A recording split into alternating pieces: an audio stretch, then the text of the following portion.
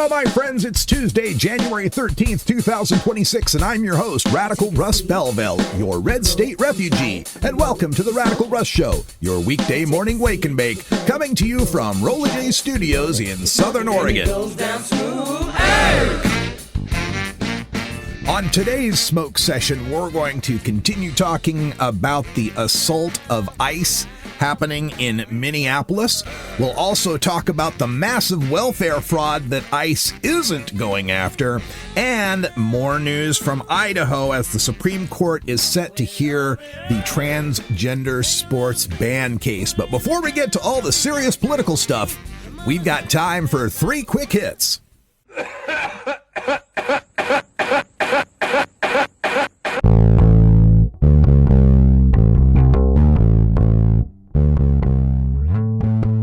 Eric von Däniken, whose 1968 bestseller Chariot of the Gods popularized the debunked pseudoscientific theories that ancient alien astronauts influenced prehistoric human societies, has died at the age of 91.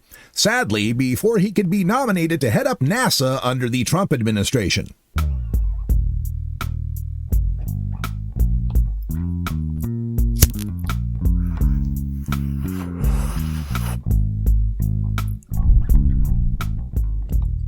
The award season is upon us, and Hollywood held the Golden Globes with comedian Nikki Glaser hosting the show and giving an all-around, astoundingly good opening monologue. Good evening and welcome to the 83rd Golden Globes. Yes, the Golden Globes, without a doubt the most important thing that's happening in the world right now. She did take a little bit of time to dip a toe into the political waters by making a reference to the Epstein list. I cannot believe the amount of star power we have in this room tonight. It's insane. There are so many A-listers. And by A-listers, I do mean people who are on A-list that has been heavily redacted, but... And you can't see it, of course, on my audio podcast, but during the laughter of that last joke, the producer cut to a shot of comedian Bill Maher. Keep that in mind. It's going to be important in a second. And the Golden Globe for Best Editing goes to the Justice Department. Glaser goes on to note the changes at CBS News on CBS. And the award for most editing goes to CBS News. Yes. CBS News, America's newest place to see BS News. And like I said, that wasn't it for Bill Maher. Wanda Sykes took her shot as well. Bill Maher, you give us so much, but I would love a little less. Just try less. And as @Brendleboard on my Blue Sky feed notes, what's great about Bill Maher is, you know, even if the joke made at his expense is relatively mild, it's all he's going to be thinking about for 6 straight months. His summer is already ruined.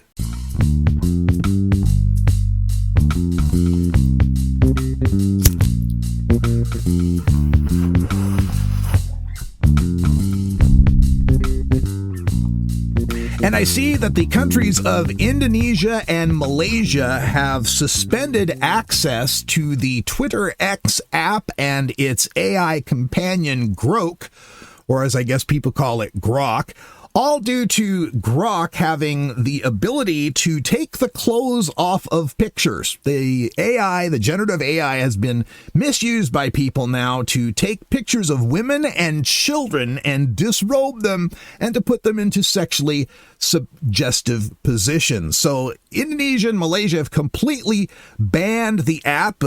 Sad news for Ian Miles Chong, that Trump toady who's always tweeting out from there. But also, it's being investigated by the United Kingdom. Keir Starmer has said it's disgusting and needs to be taken a look at. You know, if Kamala Harris were president right now, the FTC and all the app stores would already be pulling Grok off of its digital shelves. But of course, since the orange toddler is in charge and Elon Musk is his biggest donor and most likely election fixer, nothing's going to to happen here in the United States at this point. But it does beg the question why any journalists or any companies are still maintaining a presence out on an application that can easily generate deep fake porn of non-consensual images and child sexual abuse material. I'm telling you, the next Democratic administration that comes in needs to get really serious about examining all of the contracts from the federal government that are keeping Elon Musk afloat. It's time to nationalize SpaceX, put it back in the purview of NASA. It's time to nationalize Starlink. It's time to dismantle Twitter X as the right-wing propaganda machine it is. It's time to get serious about cutting off Elon Musk. Our top story tonight. Our top story tonight. Alicia Francisco Franco is still dead. Is still dead. Top story continues to be the ongoing fascist occupation by cosplay Confederates of Minneapolis, Minnesota. And I talked a lot about it yesterday, and my apologies for being such a downer on yesterday's show, but this weekend really hit me hard. I've been to a lot of these protests. I've been to protests in Portland that have gotten a little scary, and the thought that we would just be opening fire and shooting people in broad daylight with cameras rolling, that's shocking enough. I mean, yes, I've covered it in the war on drugs, and it's been happening to disadvantaged neighborhoods all the time. But the follow-up of it, the swiftness with which Jonathan Ross was removed from the scene, that the crime scene was contaminated, the evidence was destroyed, that his family was moved out of their house by the government. The message has been sent to every one of these incel, Proud Boy, Oath Keeper, 3%er cosplay Confederates that go ahead, kill him, shoot him. We've got your back. You're not going to get Derek Chauvin. We'll make sure that there's no evidence that these blue state courts can convict you under. The green light has been given. There's going to be more bloodshed, and they're going to continue to blame it on us for daring to protest against it, for daring to call it out, for daring to be the patriots we are by exercising our First Amendment rights to petition our government for a redress of these horrific grievances. And part of what it's going to take here from Americans is to get past some of this American exceptionalism, get past this idea it can't happen here. Get past the idea, since it's all happening in English and not German, that it's not the Nazism that we were told to never forget, that we were told to never let happen again. We've already got our Gestapo camps where Congress people like Ilhan Omar, when they go to these camps where the law says very explicitly in very plain language that members of Congress are to be given immediate access to these ICE facilities to be able to do some oversight, to see what is happening in our name with our tax dollars. And every time they are turned away. Just blatantly, openly breaking the law. The law says you are to let them in. Nah, we're not going to. The law says to release the Epstein files. Nah, we're not going to. Who's going to make them? That's the entire attitude of Donald J. Trump his entire life. Fuck you, make me. Who's going to make me? Oh, you're going to try and make me? I'll take you to court. And I'll just keep taking you to court, and we'll keep appealing, and we'll keep running you out of your money and out of your time because I'm rich and I'm white and I can do whatever I want. That's the world they want. They want to go back to that world where rich white guys can take whatever they want. They can take land, they can take labor, they can take women, take whatever they want. So we need to get an adjustment in our language and start to understand what we are dealing with here and start to describe what's happening here the way we would describe it happening in some third world dictatorship. Don't be afraid to call things what they are. MAGA is a terrorist movement. ICE is a secret police force conducting ethnic cleansing. Elon Musk is an oligarch, and Trump is a foreign-backed coup d'etat figurehead. This is not an administration. This is a regime and our country is occupied. This is the continuation of the slavers' uprising of 1860 that we have never, ever settled. Oh, we ended the battles. There was a sign of surrender at Appomattox that ended the open field bloodshed. But we never sacked that ideology. We never relegated the racism, the fascism, to the dustbin of history. We should have executed every Confederate leader, congressman, senator, and rank officer. Should have been executed, hanged. Every soldier from major on down should have been permanently disenfranchised, unable to vote in any election, unable to hold any office in the United States. Now, we thought we had done that with the 14th Amendment, Section 3, but our SCROTUS decided that doesn't apply to the very special orange boy. Because if we're not going to get serious about this, the rest of the world certainly is going to get serious about this. The rest of the world looking at us saber-rattling over Greenland, a place that we already have an agreement with where we can have military bases there, and we can expand those military bases if we like. So all this bullshit about, oh, we need it for our security, we've already got it. We've already got Greenland for our security. We've already got U.S. boots on the ground. We've already got U.S. bases there. We've already got an alliance with Greenland and Denmark and a whole bunch of countries in the North Atlantic to protect all of that Arctic security that Trump is talking about.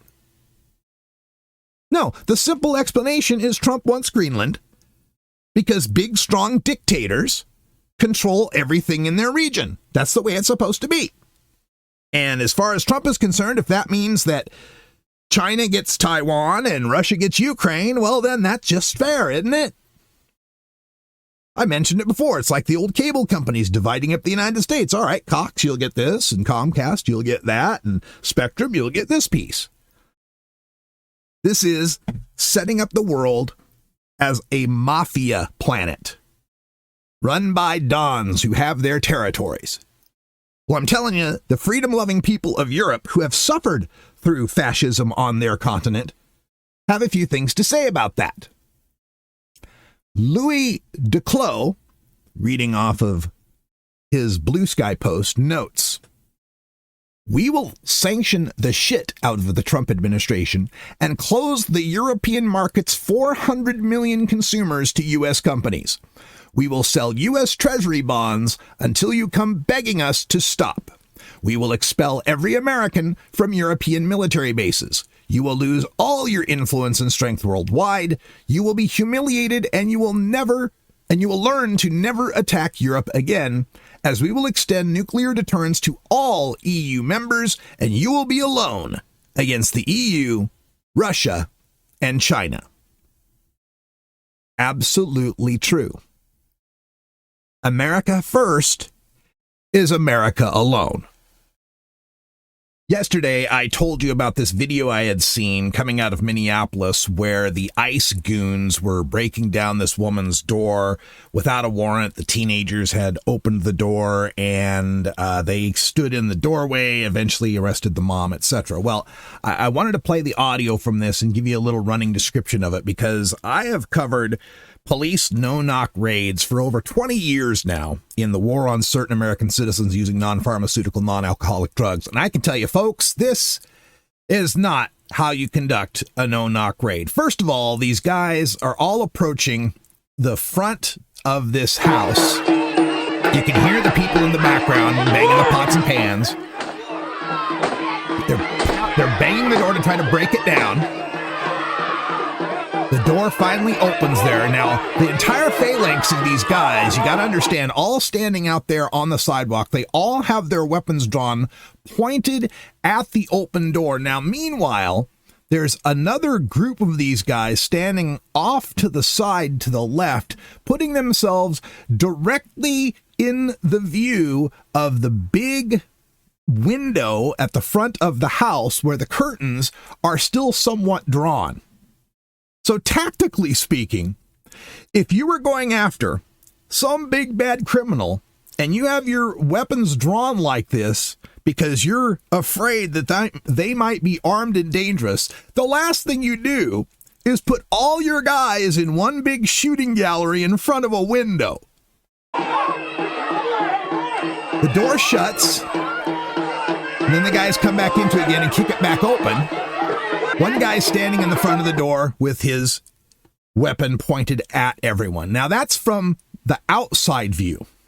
We also got video from the inside view, and so now we take you to where the door has been kicked open and the teenagers and the mom are confronting the cop who's standing with his foot holding the door open, standing inside her house, pointing guns at her teenage kids.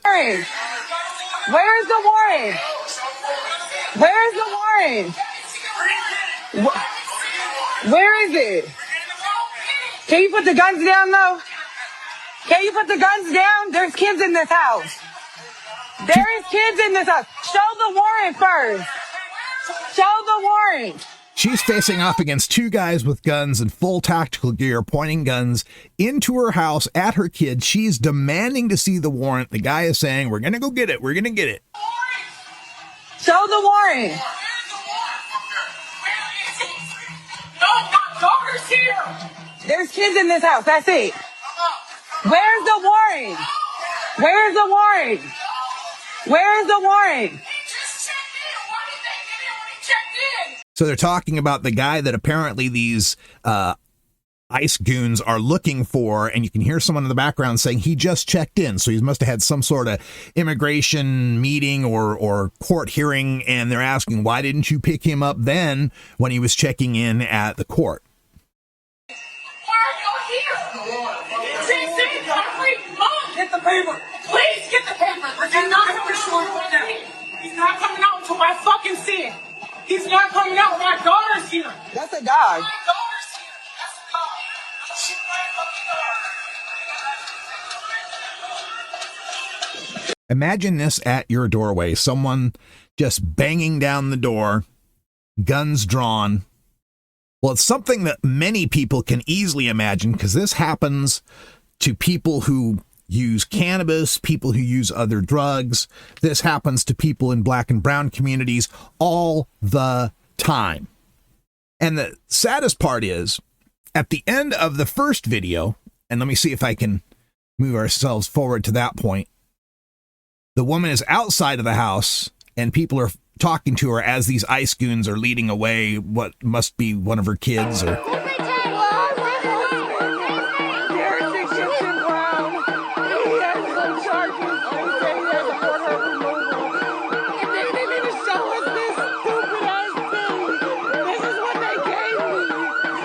So she's showing the piece of paper they gave her.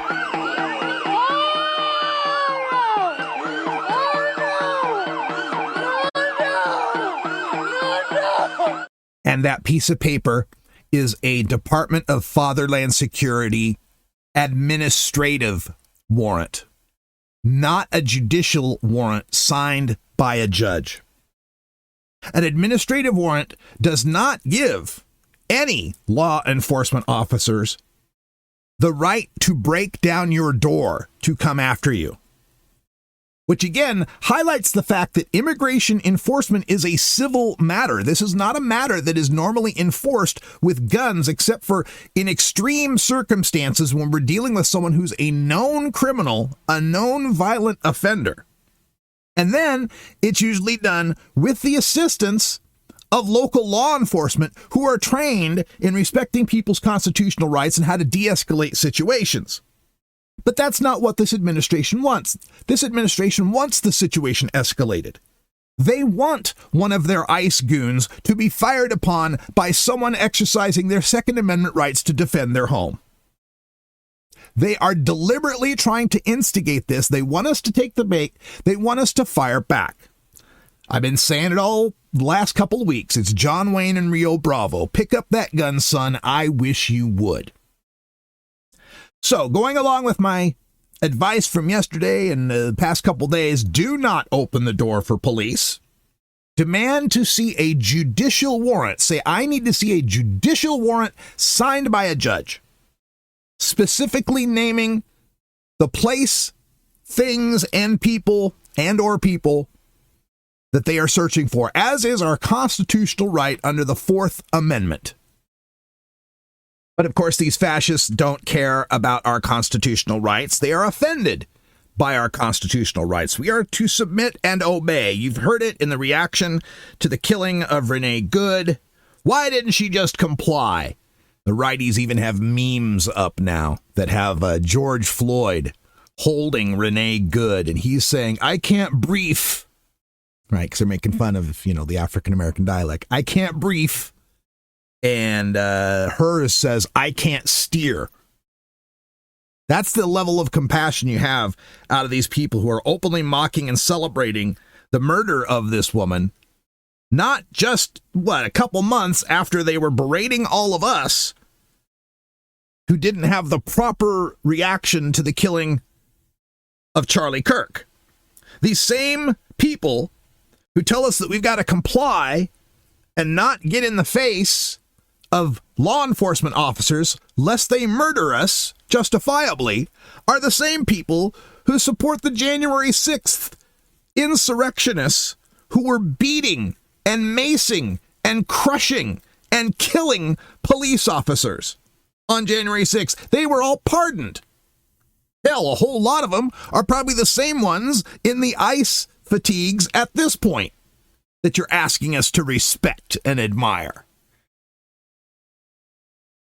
This administration isn't just echoing Nazi Germany. It's directly plagiarizing Nazi Germany. I don't know if you saw this picture that was up. It was Canacide Christy Nome, the head of the Department of Fatherland Security. She is standing at a lectern with cops behind her. The lectern has a placard on the front of it, the small bar that says dhs.gov/wow, W-O-W. And below that, the phrase, one of ours, all of yours. Or as it was pronounced in the original German, Einer von uns, alle von euch. One of ours, all of yours, is a line from Nazi Germany. It was coined when an SS officer was killed in a Czech village, and the Nazis killed every single resident of that village in response. That very line, Einer von uns, alle von euch, one of ours, all of yours, appeared on a U.S. federal government lectern. And that website, dhs.gov/WOW, wow, that stands for worst of the worst. And it's a website where they list all of the deportees who have had these terrible criminal records of rape or assault and all that kind of stuff. The same kind of thing the Germans did when they published The Criminal Jew, to foment hatred and to set up their final solution. That's the direction this is going. And everybody since 2015, when Trump first came down that escalator, and those of us on the left are saying, you better watch out. This guy kept a book of Hitler's speeches next to his bed, according to his ex-wife that's buried on his golf course for tax purposes in an unlandscaped grave. This guy was the protege of Roy Cohn, a well-known lover of fascism. They're not kidding. They want America to be the white Christian nationalist homeland. They want America to be the 4,000-year Reich. They don't intend on having free and fair elections to mess this up. They don't intend in letting Congress fall out of their hands. That's why they're putting all the ICE agents in the blue cities to occupy them, to get people used to the idea of seeing all these feds with their guns, intimidating people, using tactics, trying to get the legal observers, trying to get the citizens who are recording them to be cowed, to be frightened for their lives if they dare to record the atrocities. It's coming. I hope enough Americans wake up to this reality. I hope that we don't see a summer of cities on fire and martial law declared and tanks in our streets and massive purges of voter rolls and the destruction of mail-in voting. That's why they're going after the mail-in voting and the absentee voting.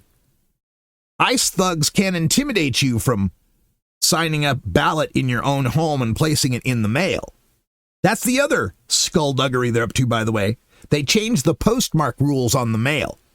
Used to be when you dropped off your mail at the facility, at the post office, they'd get it, they'd stamp that sucker. No, the postmark now is going to be when it's processed. So you may drop it off in the mailbox, and who knows, maybe it sits there in that mailbox on the Monday before Election Day and the Tuesday of Election Day, and oh, it didn't get processed till the Wednesday, and we stamped it then, even though you dropped it off on Monday. Oops, your vote doesn't count. They don't intend on giving up power. As far as Donald Trump's concerned, his biggest failure in life was letting them oust him in 2020. He tried. He rounded up an angry mob and tried to have the vice president and the Speaker of the House killed to stay in power. What do you think he's going to do next time? Listen, my friend, this is a matter of national importance.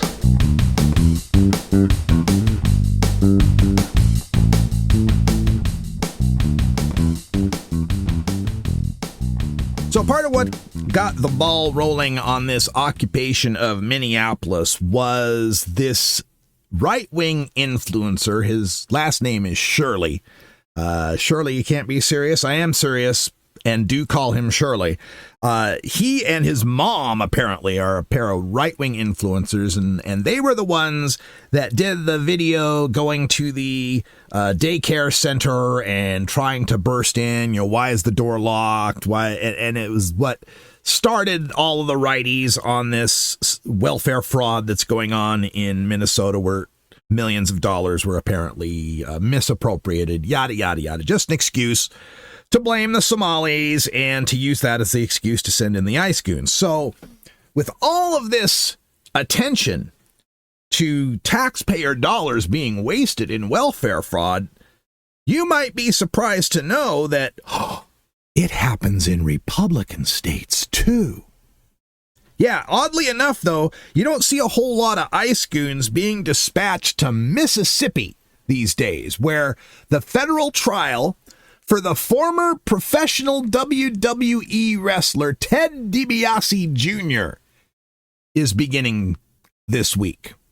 Now, DiBiase, he's 43. He's accused of millions of dollars of welfare fraud, supposedly to go out under the Temporary Assistance for Needy Families, a scheme that was over $77 million of federal aid. DOJ has charged DiBiase with a count of conspiracy to commit wire fraud, to commit theft concerning programs receiving federal funds, 6 counts of wire fraud, 2 counts of theft concerning programs receiving federal funds, and 4 counts of money laundering. DiBiase has pled not guilty. He faces a maximum of 5 years in prison for each conspiracy count, and maximum of 20 years for each wire fraud count, maximum of 10 years in prison for each count of theft concerning programs receiving federal funds, and each count of money laundering. And these are state charges, so Trump can't pardon him for those. I mean, I suppose he can. He can do a pardon. It won't mean anything, but unlike the state of Colorado, Mississippi's the kind of state that might just say, oh, a federal pardon, well, I guess we have to let him out of state jail. I've been following that, too, where Governor Polis there in Colorado now is saying he's considering clemency for Tina Peters, the MAGA who is serving 9 years because she's old. Oh, gosh, she's so old, and it would just be unfair for her to have to serve such a lengthy sentence. oh, well, gosh, if they're just too old to serve a sentence, then why even bother going after Donald J. Trump, right? After he's out of office. Gosh, he's going to be in his 80s. Yeah, just let him live a nice little retirement, shall we? Didn't know that being so old was a get-out-of-jail-free card, but here we are. Most of the defendants in this case in Mississippi have taken plea deals. There was all sorts of malfeasance going on here. According to the 2020 audit report, and this is out of the Mississippi Clarion Ledger, State Auditor Shad White and several subsequent reports found that the funds went to several wealthy people and groups for various reasons. It was spent on luxury vehicles, sponsoring a baseball tournament, sports programs, a private school, lobbying, hiring relatives of a top state official, medical investments, and speaking fees for speeches never made. Looking your way, Mr. Brett Favre. And in addition, $5 million was used to build a volleyball arena at the University of Southern Mississippi, where Brett Favre's daughter was going to school and playing volleyball. 7 people have pled guilty to the state or federal charges in the case. Former DHS Director for Mississippi, John Davis, pleaded guilty to 1 count of conspiracy and 1 count of fraud against the government. He is serving a 32-year sentence on the state charges and still awaiting federal sentencing. Nancy and Zachary New, a mother and son, pleaded guilty in 2022. She was director of one of these Mississippi Community Education Center and Learning, Inc., the nonprofit that distributes the TANT funds to families. So she was the one moving the money. She pleaded guilty to the state and federal charges in 2022, but her sentencing has been delayed. The accountant for the Mississippi Community Education Center pleaded guilty in 2021, not yet sentenced. Jacob Van Landingham, the neuroscientist founder of the Florida-based biotech company Prevacus, pleaded guilty to accepting $1.7 million to develop a nasal spray to treat concussions, but spent the money on himself. He's not been sentenced. And diBiase's brother, Brett diBiase, pleaded guilty to federal charges of defrauding the government and making a false statement. He agreed to pay $48,000 in restitution. And, of course, NFL former quarterback Brett Favre received welfare funds for speaking engagements that he did not deliver, but Favre has not been charged. He repaid the money without interest and claimed he was unaware of its source. So Mr. Brett Favre seems to have gotten away with it scot-free. And wouldn't you know it, all the people whose names I read in that entire listing are all white folks. Not a single immigrant amongst them committing any sort of welfare fraud. But you don't hear the Republicans talking much about this, do you? You don't see this as the big, important scandal of welfare defrauding and all the poor people who should have got that money, but it was taken away by these rich Republicans who already had plenty of money. And also the former governor of Mississippi, Phil Bryant, has not been charged with any crimes, even though the allegations of others' acts took place during his tenure, over which he had some sort of supervisory role in this case. Mississippi and Minnesota, 2 cases of welfare fraud, but only one that MAGA seems to care about.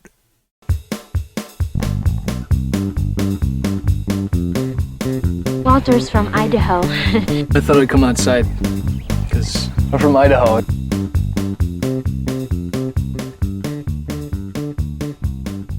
Oh boy, the country baseline. You know what that means. It's time for our Boycott Idaho segment, our semi-regular segment where I explain to you all the reasons why you should avoid the handmaid state.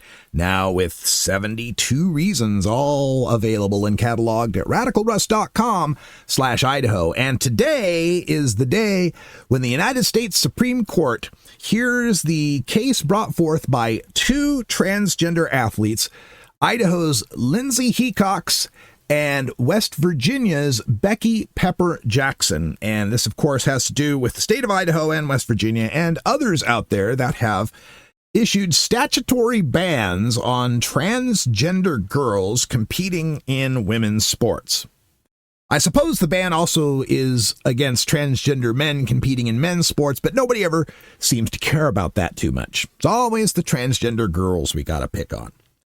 And it's a thorny issue. I understand this, and it's one that some Democrats are reticent to closely adopt and embrace. The argument from the other side, from the fifth place swimmer Riley Gaines and others, is that this is a violation of Title IX that we went through a whole lot in the 70s to make sure that there would be inclusion for women, that there wasn't enough money being spent on women's sports. Men would have all these great facilities at college and in high school, but the women would always get the second-rate facilities, or sometimes not even anything at all. Some sports wouldn't even be offered to the women. So it was seen as sexist, and in the 70s, we came up with Title IX that said that women's sports should be equally funded with men's sports. Women should have equal opportunities in sports as men. So the proponents of these transgender bans say that if a transgender girl is competing, she is taking a spot, she is taking an opportunity away from a girl, from a woman. And of course, they like to use hateful language by saying no men in women's sports, no boys in girls' sports, as if transgender girls are boys, transgender women are men. They don't believe in transgender people. They believe that there are men and that there are women, and some of them have messed up minds that think they're the opposite. They think it's something that needs to be cured. Now, as the son of a left-handed mother and the grandson of a left-handed grandfather, I can explain to you that some things are just innate about people.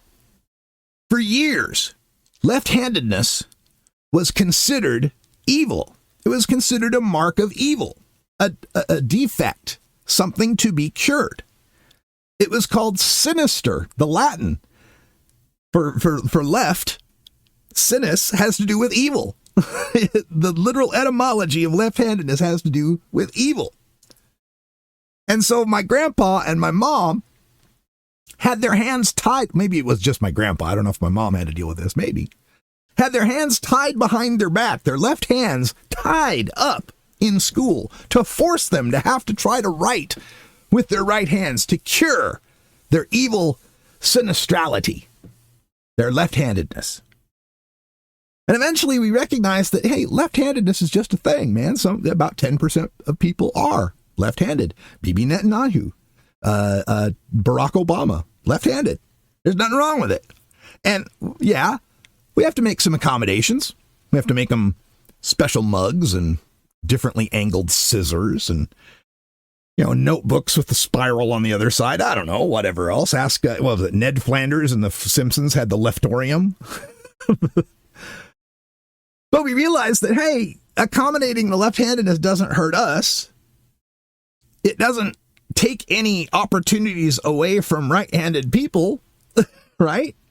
Now, I know the anti-trans athlete people will say there's a huge difference between left-handedness and male puberty. And this is where this discussion gets interesting.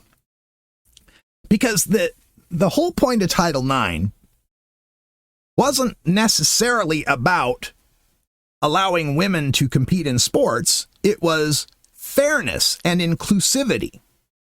It was, here's one major group that gets all of the benefits, and here's another group that gets no benefits, gets nothing to compete in. So how is that any different from what the transgender athletes are dealing with right now?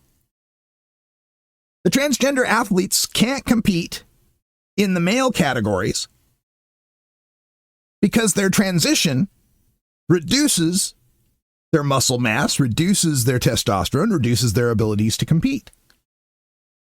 But then the other side says it's unfair when some guy who's gone through puberty, who's 6'5", who was competing as a college swimmer just 2 years prior, then wants to come in and compete against women. And this is where I think this is going to be an interesting Supreme Court case because of the two defendants. Lindsay Hecox, who, by the way, tried to withdraw from this case, didn't want to be a part of this case anymore. too much attention, causing too many problems in their personal life. But Raul Labrador, the Attorney General of Idaho, since this is a political thing, the case is going on whether or not the defendant still wants to be in it or not. But it's an interesting situation because Lindsay Hecox transitioned post-puberty. But the other transgender girl, Becky Pepper Jackson, has identified as a girl since elementary school and has taken puberty blockers, which has prevented them from undergoing male puberty. So, two different cases here. And I have to admit, this is a difficult issue. Because as Democrats, as Americans, as the kind of guy I am, I want inclusivity and I want rights for as many people as possible at as many things as possible. And to my mind, there's absolutely no argument whatsoever from stopping Becky Pepper Jackson from competing on the girls' teams. She's identified as a girl. They've identified as a girl since elementary school. They went on puberty blockers and never experienced male puberty. So you can't make any of those arguments about the male puberty making the bigger heart and the bigger lungs and the, whatever other excuses are made. Is that the compromise we can come to? If the Supreme Court came down with a decision that said that an athlete who has never undergone male puberty is fair to compete in girls' sports, would that be an acceptable compromise? I hope it is. Because this is a loser of an issue for Democrats. And you can tell it by the way Republicans always reflexively go back to it. It's not an issue in which we have the upper hand because we're asking people to disbelieve what they can see with their own two eyes. When you have a situation like the one with the weightlifter, Laurel Hubbard, you remember this from the Olympics a while back. Laurel Hubbard, before she transitioned, was a male weightlifter, a male competitive weightlifter who never placed very well in male competitive weightlifting, but was well in her 30s doing so, and well into her 30s transitions, and then goes and competes in powerlifting and wins a spot on the Olympic team, and a 21-year-old, I think she was Tongan or Samoan woman, didn't make the team because she finished below Laurel Hubbard. And I think the average person looks at that and goes, how can that possibly be fair? Here's someone who was a full-grown male into their 30s who then transitions. I see another one where it's the Division II basketball player, some middle-aged person who transitions in middle age and is 6'8", playing along with these 19, 20, 21-year-old women in the prime of their sports lives. And we're supposed to think that someone who's in their 40s is an equal competitor in this situation. The average person sees that picture and they think that can't possibly be fair. Hannah Mounsey, the handball player, 6'2", 220 pounds. Thighs like a running back. Shoulders and muscles any man would be proud to have. Playing handball, boxing out against some 5'2" woman in a hijab. People see that picture and they think that can't possibly be fair. So I want to come down on the side of inclusion. I want to come down on the side of anyone who says they're transgender should be able to compete in anything they want to, but at some point it just doesn't seem fair. It doesn't seem right. On the other hand, the trans side of this will say, well, is it fair when a girl, is it fair for Margot Dydek to compete? Margot Dydek was a 7'2" basketball player, born female basketball player, playing in the WNBA, where I think the next tallest competitor was 6'8" at the time or something like that, Lisa Leslie. And she was 7'2". Is it fair for her to compete because she was genetically gifted with this massive height that's so much taller than the average woman? Is it fair for her to compete? And most people say, yeah, because she was born a woman. Well, okay, so we're saying that people that are outside the normal range of genetic ability for average women, by virtue of being born 7'2", are fair to compete. So why not the middle-aged transgender woman who's 6'8", who was born with this competitive advantage of having originally been male and grown to the height of 6'8"? Is that fair? The supporters, the supporters on banning trans women, have a phrase where they like to say that a woman's body is not a degraded man's body. I've made this point as well. Is the hormone therapies of transition, is that a performance decreasing drug? And how much do you have to decrease someone's performance before it's fair? Because already the testosterone limits for transgender competitors are higher than the testosterone limits for women that are born cis. So what's fair in these circumstances? I don't know. I know that the Democrats need to do a better job of explaining their position on this, need to get more people in line with what we believe on this. But maybe it's time to come up with a reasonable compromise. You know, in the days of fighting for abortion rights, there were people that thought that abortion rights should be even greater than what they were.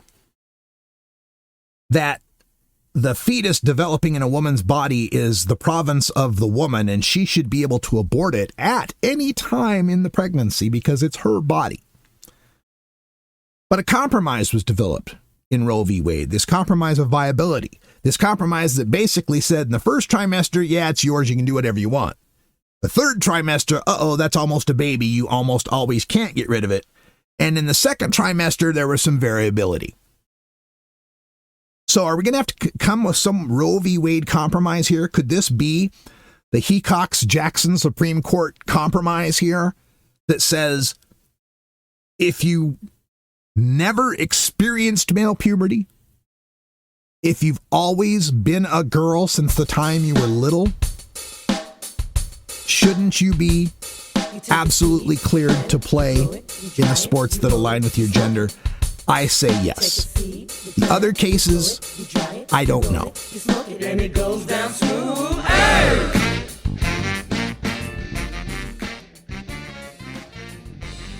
Well, that's all the time we've got for this morning's smoke session. The Radical Russ Show is produced, directed, researched, written, recited, posted, and catered by me, Radical Russ Belville, and governed by Creative Commons share-alike licensing. News, music, video clips, and social media posts are reproduced under fair use copyright laws for commentary and analysis. My main theme is We Love the Herb by Herbal Nation, and interstitial music is by Russ Boom Boom Belville. What's the boom boom for? Boom, boom, boom. Which brings us to our post-credits scene. Oh, just one more thing, sir. I was thinking. Oh my God, folks, the pack is not back, and the quack attack got shellacked. An absolute lack of having the knack for the ball. Oh my God, what a terrible football time I had this last weekend. First of all, the Oregon Ducks go against the Indiana Hoosiers in the college championship semifinal. Both teams of my lady love. She's born in Indiana, raised her kids in Oregon, and I was going to be happy with whoever won that game. I was like, it'll be a good game. This will be great, whichever team wins. And it was not a good game. Oh my God. Oregon throws a pick six on the very first play. They fumble the ball in their own, like within their 5-yard line. They do it again.